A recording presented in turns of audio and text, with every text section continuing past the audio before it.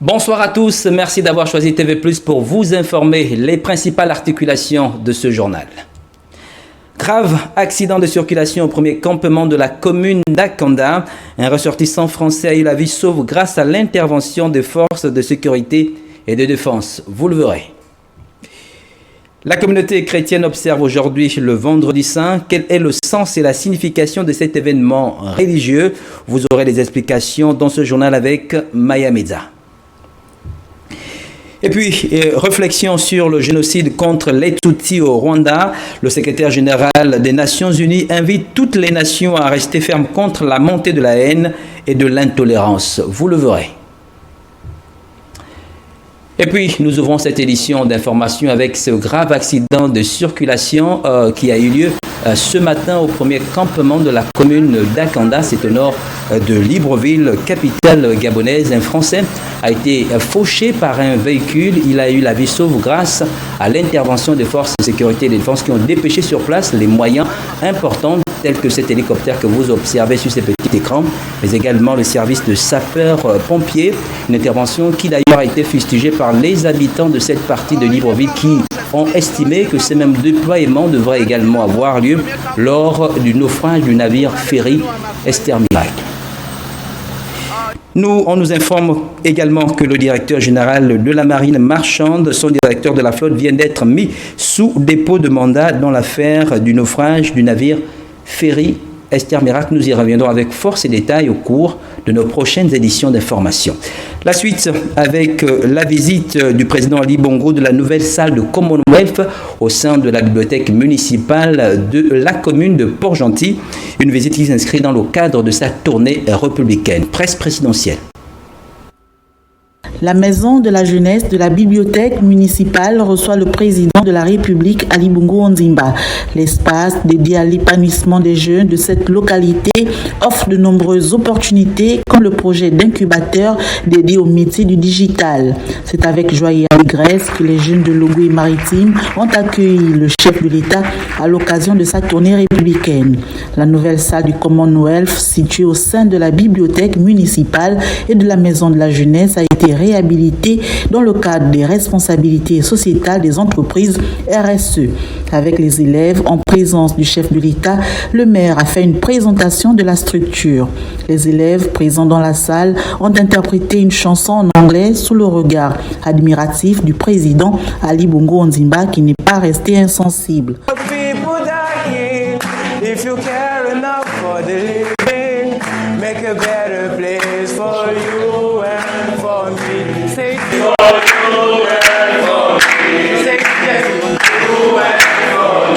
La maison de la jeunesse de la bibliothèque municipale a été construite pour permettre à la jeunesse de la capitale économique de s'épanouir et de valoriser son savoir et connaissance. Vous l'avez compris, la jeunesse gabonaise aujourd'hui dans la fièvre du Commonwealth. Nous poursuivons toujours de retour de Mpaga. Le chef de l'État s'est également rendu au marché de la capitale économique gabonaise. Là-bas, le président est allé communier avec les femmes commerçantes, avec le réseau des entrepreneurs. Erline Nzila, Honorine Ziki, Gildas Mouniengou et Fabrice Omvoui de la presse présidentielle. Les femmes, les jeunes amassés le long de la route du marché Grand Village sont venus de partout pour saluer le passage du président de la République, Ali Bongo Ondimba. Les femmes venues aussi nombreuses ont tenu à témoigner leur attachement au chef de l'État.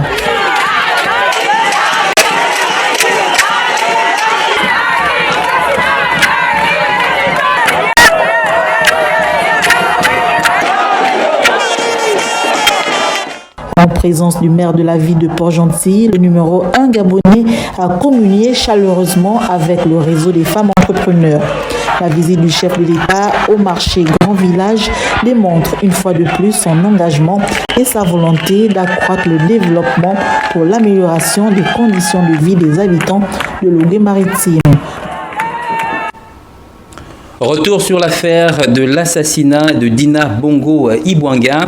Rien de nouveau depuis l'ouverture de l'enquête. La famille demeure toujours en attente de dernières nouvelles, pouvant aider à saisir ce qui s'est réellement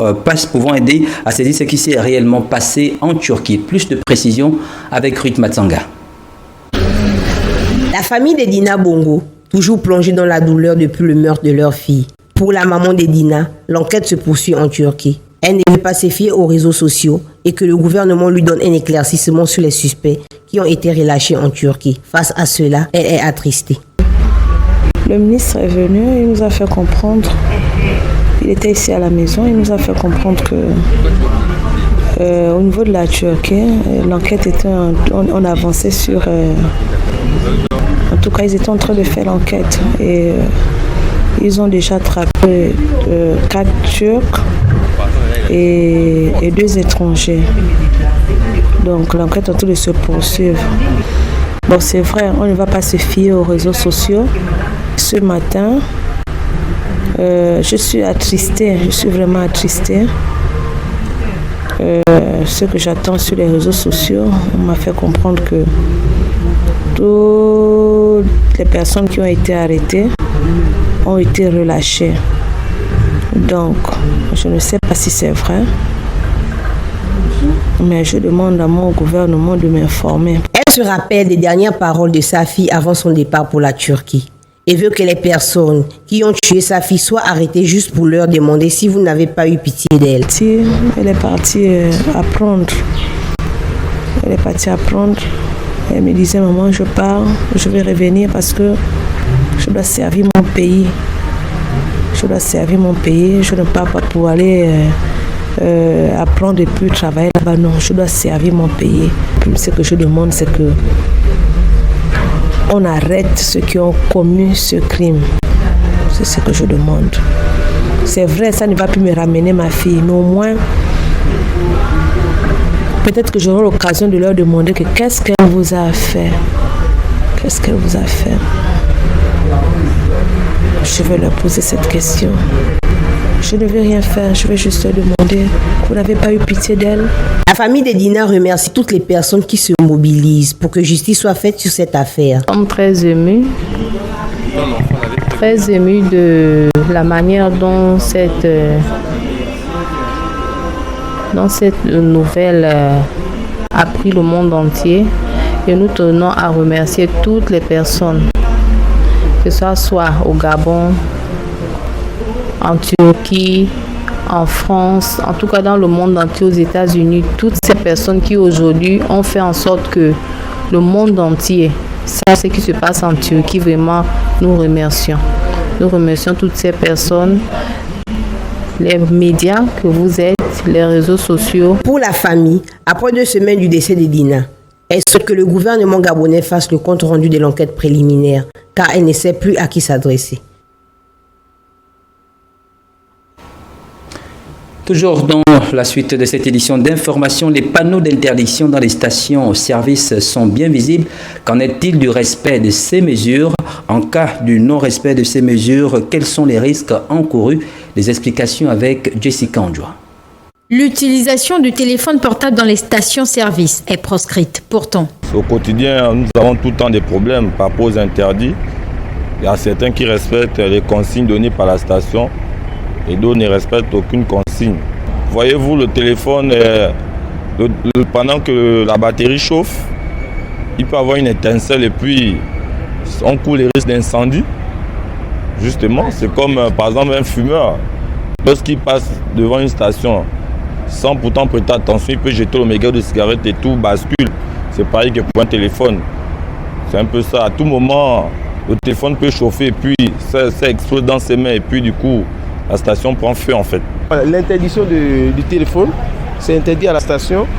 La cigarette aussi, c'est interdit à la station. L'appel téléphonique aussi, c'est interdit. Et l'allumette aussi, c'est interdit. Ces indicateurs sont des mesures de sécurité très souvent observées dans plusieurs stations-service de Libreville. Face à ce sujet, peut-on parler du respect des consignes?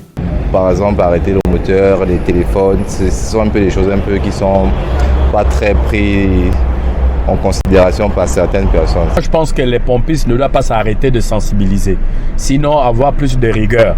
Il y a beaucoup de laisser-aller lorsque les mesures sont prises, mais lorsque les conséquences arrivent, tout le monde veut déjà accuser l'incapacité du personnel. Le personnel ne va pas s'arrêter de sensibiliser les clients, et sinon ne même pas les servir parce que c'est un risque général. Le carburant, avec tous les circuits électriques qu'il y a autour, si les experts ont analysé, estimé que le port du téléphone lors du service de carburant est un risque pour tout le monde, le mieux c'est de le respecter. Il n'y a pas de débat à faire là-dessus. Lorsque les usagers viennent dans une station-service, premièrement, ils doivent arrêter leur moteur. Et deuxièmement, arrêter de manipuler le téléphone. Parce que nous tous, nous courons un danger. En cas d'incendie dans une station, nous tous nous sommes partants, sans distinction. Donc, automatiquement, arrêter le téléphone quand on est à la station. Arrêter de manipuler le téléphone dans une station-service. À proximité des pompes, aucune exception à la règle. Conducteurs et clients doivent mettre en pratique les consignes des panneaux d'interdiction. Adopter des gestes responsables et dans le but de se protéger et protéger son entourage. En religion, la communauté chrétienne du monde entier célèbre aujourd'hui le Vendredi Saint, un événement religieux peu connu du grand public. Que signifie véritablement le Vendredi Saint, le sens de cette fête? Plus des explications dans ce reportage signé de Maya Medza.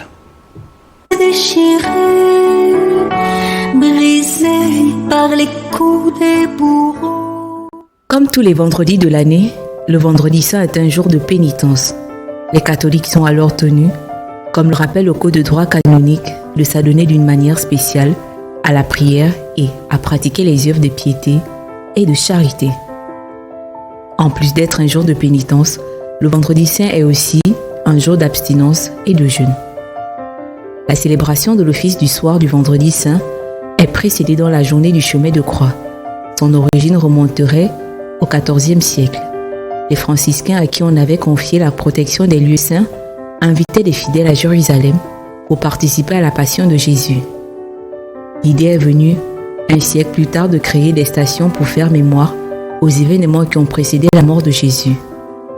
Le chemin de croix était alors constitué de 7 stations. Le nombre de 14 stations fut défini par le franciscain Saint Léonard de Port-Maurice au début du XVIIIe siècle. Dans sa forme traditionnelle, 5 des 14 événements de la Passion de Jésus sont absents des évangiles et proviennent de la tradition orale. Les 3 chutes de Jésus, ainsi que sa rencontre avec Marie et Véronique, sont en effet sans référence biblique. En 1991, Jean-Paul II décida de retirer ces 5 événements impliquant la modification des 13 premières stations. Pour cette raison, le chemin des croix des franciscains reste le plus utilisé. La célébration de la messe du Vendredi Saint daterait du IVe siècle. On y vénérait les vraies croix découvertes au début du siècle, selon les écrits de la pèlerine Igérie. Au 7e siècle à Rome, 2 rites de vénération de la croix avaient lieu. Le premier était réservé à la cour pontificale. Il n'y avait alors pas de communion. Le deuxième rite, qui avait lieu dans les églises de Rome, est celui qui avait été adopté en 1956 dans le cérémonial de la Semaine Sainte. L'Eucharistie est alors autorisée avec des hosties consacrées du Jeudi Saint. C'est pour cette raison qu'on appelait alors la célébration du vendredi la messe des pré-sanctifiés. En vénérant la croix, les chrétiens font mémoire du salut par la grâce de Dieu et accordent leur confiance en Dieu. Pourquoi le Vendredi Saint? Maintenant, vous savez tout.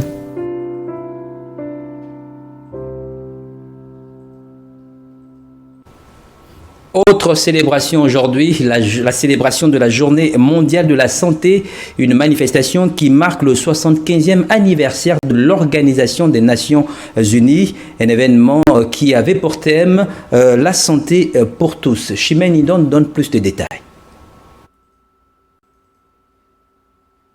La Journée mondiale de la santé est une journée internationale qui se célèbre chaque 7 avril. Une date qui correspond au 75e anniversaire de la fondation de l'Organisation mondiale de la santé, née un 7 avril 1948. Tous les ans, cette journée est célébrée sous le parrainage de l'OMS ainsi que d'autres organisations connexes reposent sur une question de santé publique spécifique. Cette année, la célébration de la Journée mondiale de la santé se concentre sur la voie à suivre pour atteindre la santé, qui est le thème de la présente édition. L'OMS estime que 30% de la population mondiale n'a pas accès aux services de santé essentiels.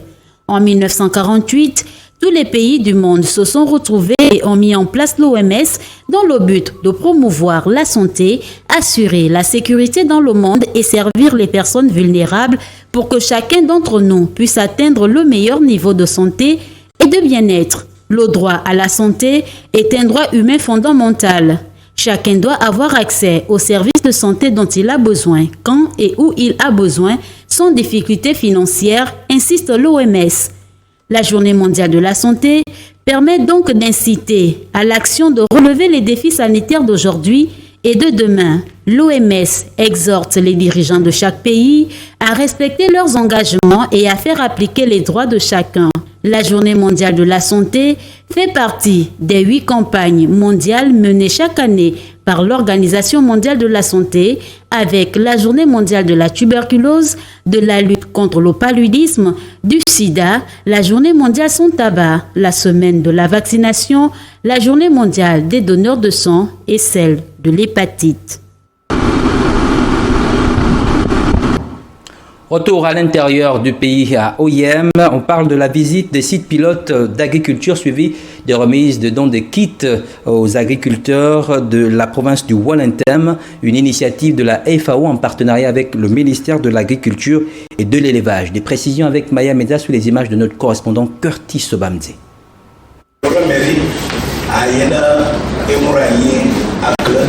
La Direction générale des enquêtes et risques d'accident de l'aviation civile a rencontré les auxiliaires de commandement des 36 quartiers des 2 arrondissements de la commune d'Oyem pour une sensibilisation édifiante sur les risques et catastrophes de l'aviation civile. Un bureau qui, jusqu'alors, était méconnu par la population. Ici à Oyem, les gens ne savaient pas qu'il y avait un tel bureau, parce que l'autre message, effectivement, le nôtre, c'est de nous faire connaître, que les gens sachent qu'il y a effectivement un bureau chargé des enquêtes sur le territoire national. Dans les échanges avec l'assistance, le directeur général du bureau chargé des enquêtes et prévention des risques d'accidents aéroportuaires reste satisfait face aux messages véhiculés. Ils sont très attractifs et ils écoutent. Ils ont passé du temps à nous écouter et ils ont apprécié le message et apprécié justement l'effort que le gouvernement fait pour informer le maximum de la population. À la suite de ces propos, Essono interpelle tout un chacun à jouer sa partition. Le chef est imprégné de toute la situation. Voilà, il était question ici de la campagne de sensibilisation et d'information sur les risques d'accidents et d'enquête de l'aviation civile à Oyem. Une rencontre qui a mobilisé les auxiliaires de commandement de cette ville. C'était un reportage signé de Chimène Lindon. L'actualité hors de nos frontières à présent.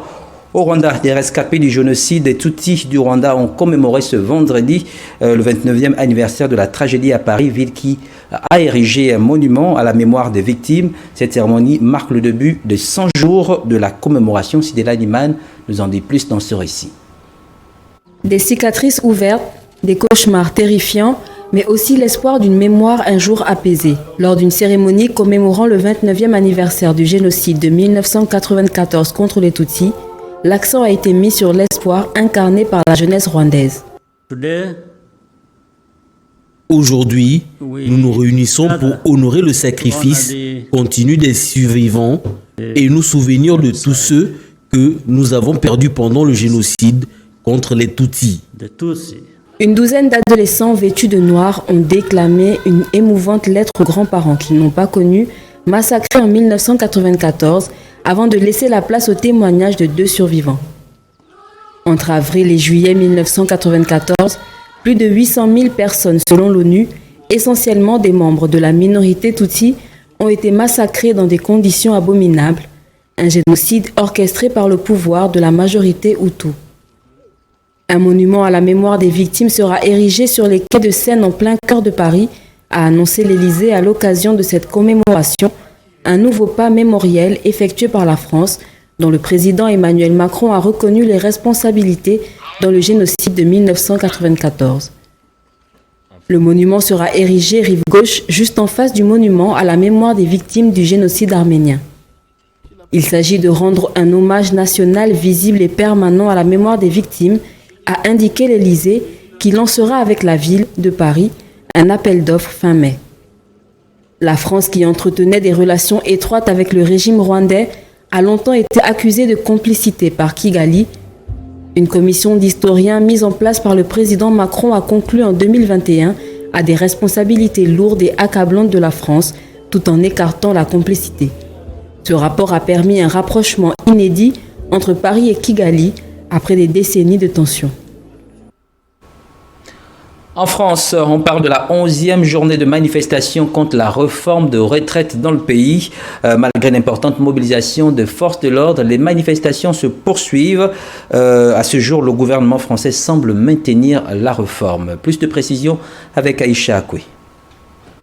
Comme annoncé par l'intersyndicale français le 28 mars dernier, la 11e journée des manifestations contre la réforme des retraites s'est déroulée hier. Les rues noires de monde, des banderoles, des pancartes pour exprimer le rejet de cette loi, le combat se poursuit sans relâche pour les Français. Nous montrons encore une fois, nous démontrons comme ici, que nous sommes là et que nous ne lâcherons pas par rapport à notre décision et surtout notre souhait de retirer cette réforme. Oui, je pense qu'au fur et à mesure, effectivement, les gens s'épuisent. Chaque journée de grève est une journée décomptée sur notre salaire, donc il faut faire le calcul, ça va vite. Donc effectivement, les gens commencent à baisser les bras. On a toujours des gens qui essaieront d'aller jusqu'au bout, voir jusqu'où on peut aller. Le mouvement de grève semble faiblir, une conséquence peut-être de l'importante mobilisation policière. 11 500 policiers et gendarmes déployés sur le territoire français, dont 4 200 à Paris. On est tous très en colère, c'est une loi dont on ne veut pas. Donc moi ce que j'attends, c'est que le gouvernement entende enfin notre colère et notre voix. Le nombre de manifestants a nettement diminué. Ils étaient 570 000 à marcher dans tout le pays contre 740 000 lors de la 10e journée d'action le 28 mars dernier, selon les autorités françaises. Le gouvernement ne plie pas malheureusement. Moi j'ai l'impression qu'ils usent de leur temps, de notre temps du coup pour qu'on s'essouffle et qu'on arrête. Et je suis là aussi parce que j'ai pas envie d'arrêter, je veux pas que ça s'arrête. Le gouvernement français attend la décision du Conseil constitutionnel qui se prononcera le 14 avril prochain sur la constitutionnalité de cette réforme. Les syndicats appellent à une 12e journée de mobilisation le 13 avril à la veille de la décision très attendue du Conseil constitutionnel. En sport, le classement FIFA a été dévoilé. Le Gabon perd encore des points. Désormais 422e nation mondiale au classement FIFA dans le football. Et le Gabon doit se ressaisir lors de prochaines échéances afin de remonter au classement. Jeremy Goma pour les détails. La récente fenêtre internationale de mars 2023 n'a pas été de toute réussite pour les Panthères du Gabon. Comme à l'accoutumée, la Fédération internationale de football association, FIFA, établit un classement général selon les sélections nationales qui ont pris des points ou le contraire. La double confrontation du Gabon face aux crocodiles du Nil du Soudan n'a pas été très satisfaisante. Une victoire au match aller, 1-0 et une défaite au match retour, 0-1. La sélection des Panthères a perdu des points, ce qui la place désormais à la 82e place du classement mondial. Une 82e place mondiale, très loin des standards habituels. Le Gabon se doit de prendre toutes les rencontres au sérieux, dans l'optique d'être toujours bien positionné dans le classement établi par la FIFA. Bien que 82e mondial, les Panthères du Gabon restent tout de même la 16e nation africaine selon le même classement. Le Maroc, quant à lui, conserve sa première place africaine et est à la 11e place du classement mondial après cette participation historique en Coupe du Monde au Qatar en atteignant les demi-finales de la dite compétition. Voilà, c'était là l'essentiel de l'actualité de ce vendredi. Merci d'être resté en notre compagnie. Je vous retrouve la semaine prochaine, s'il plaît à Dieu. De même, Maya Media pour vous informer. Bonne suite de programme sur TV+. Prenez soin de vous. Au revoir.